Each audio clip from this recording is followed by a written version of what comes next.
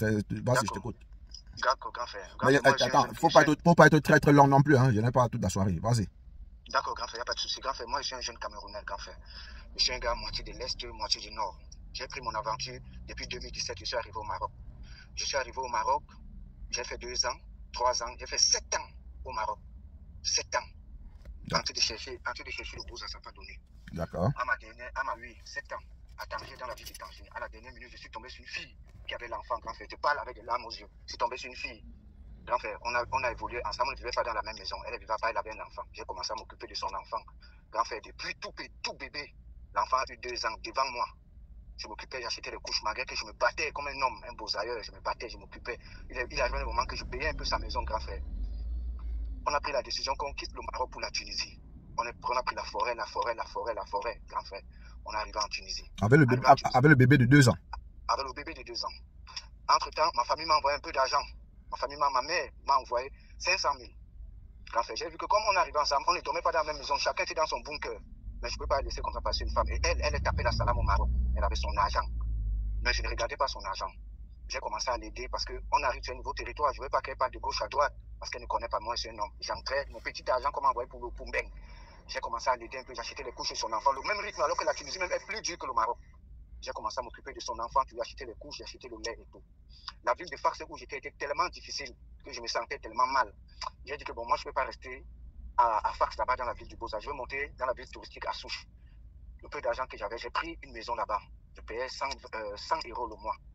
Une maison, on m'a donné une jolie maison, je suis parti. Elle est venue me trouver là-bas. On habitait ensemble, grand frère. Quand la fille a ressenti que le petit peu d'argent que j'avais était fini, grand frère, la fille m'a sorti une carte. Elle m'a insulté un soir, grand frère. M'insulter comme un homme. On n'a jamais insulté une fille. C'est une fille bourre de doigts là. Elle m'a insulté, grand frère. M'insulté. Grand frère, je suis resté ce soir. J'ai regardé mon corps, j'ai pleuré. La fille est sortie de chez moi à 3 h du matin. Elle est descendue dans la ville de Fax. Elle m'a bloqué quand elle quittait de chez moi. Elle est venue à la ville de Fax. Elle a pris une benne, elle est partie. Je suis resté, vous pouvez imaginer comment un homme se retrouve. J'avais déjà les petites difficultés, même pour payer ma maison. Les choses de Dieu, je suis descendu dans la ville de Fax. C'est un ami qui m'a appelé, m'a dit que Arnaud, tu es où? Viens. Je suis venu. Quand j'arrive dans la ville de Fax, on est parti d'un premier convoi. Les vagues nous ont tapé. Il y a eu les décès, c'était le 2 août. Parce qu'il y a eu des décès, il y a eu 43 personnes, 53 personnes qui ont coulé derrière nos trucs. Les vagues nous ont tapé, on a retourné. Je n'avais plus 5 francs sur moi. Je suis un homme, grand frère. Je me suis assis, j'ai pleuré, j'ai maigri comme un homme n'a jamais maigri. Grand frère. Quand elle a beau ça, elle arrive en Italie, elle m'a débloqué. Je ne l'ai pas écrit, je ne l'ai pas appelé, je suis resté calme dans ma position.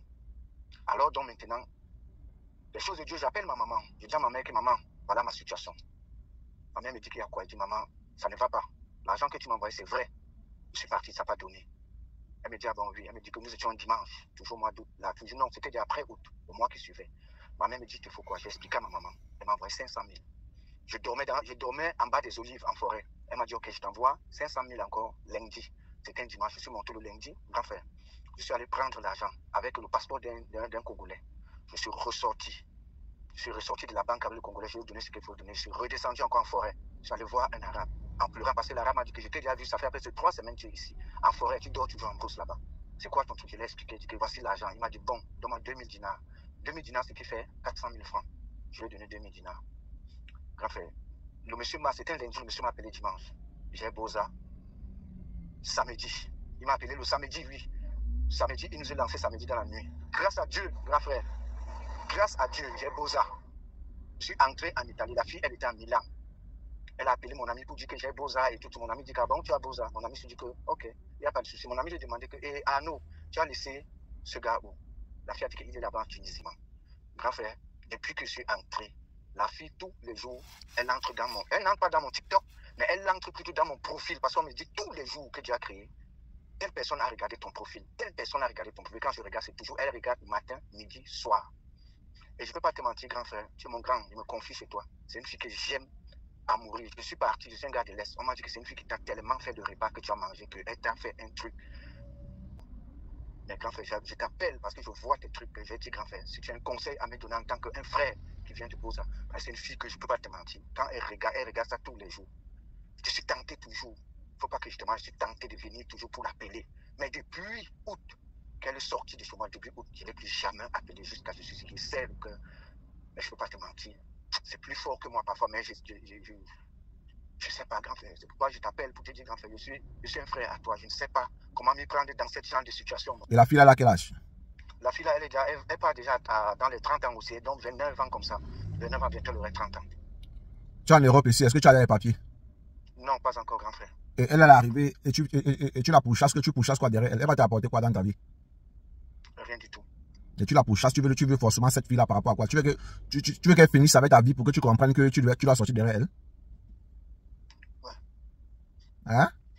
Ouais, grand frère, je t'écoute, grand frère. Mais tu pourchasses quoi? Quelqu'un est là, elle est malsaine pour toi, elle t'a utilisé, elle t'a usé elle t'a pressé comme on presse une orange, elle t'a jeté. Où tu étais là même, tu ne savais même pas si tu allais même vivre, si tu allais même mourir. Elle s'en foutait totalement de toi. Et tu oses dire aujourd'hui que tu l'aimes et que tu veux, que tu as tenté à l'appeler. Mais il faut la bloquer de partout.